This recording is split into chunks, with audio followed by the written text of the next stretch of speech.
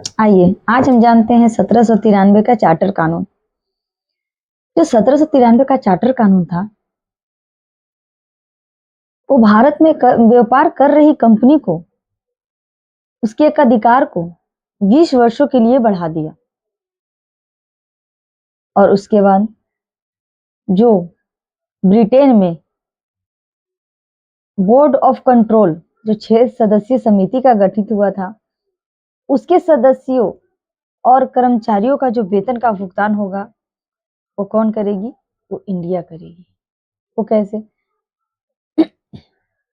Board of control का कहना था कि जो सदस्य हैं जो इंग्लैंड में, वो किसके लिए काम कर रहे हैं? तो ब्रिटिश कंपनी जो शासन कर रही है भारत में जिन लोगों पे, उनके लिए काम कर रहे हैं। इसीलिए उनके वेतन का भुगतान, उनके सारे खर्चे का भुगतान कहाँ से जाएगा? वो भारत से जाएगा। वो भी कहाँ जाएगा? इंग्लैंड में।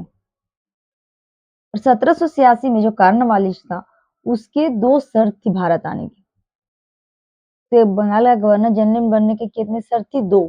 पहला शर्त था कि वो गवर्नर जनरल के साथ चीफ इन कमांडर बनेगा, और दूसरा शर्त था वो काउंसिल के खिलाफ कोई भी कदम ले सकता है, यानी कि काउंसिल का जो फैसला रहेगा वो मानने पे वो बाध्यकारी नहीं है। तो उसका जो कार्नवालिस का जो शर्त था ये लागू कर दिया गया।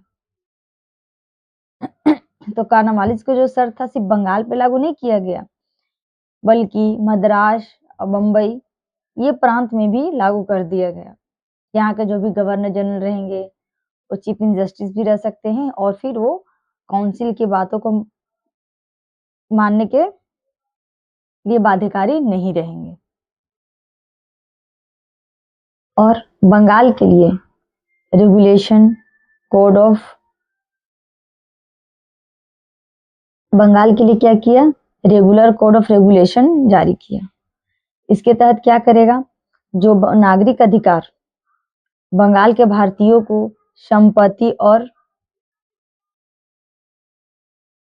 व्यक्ति के अधिकारों को कोडिफाई किया, और ये जो रेगुलेशन लाया उस पे सारे अदालत इसको मानने के लिए बाध्यकारी रहेंगे, सभी को मानना पड़ेगा। ये था 1793 का रेगुलेशन। और आगे हमने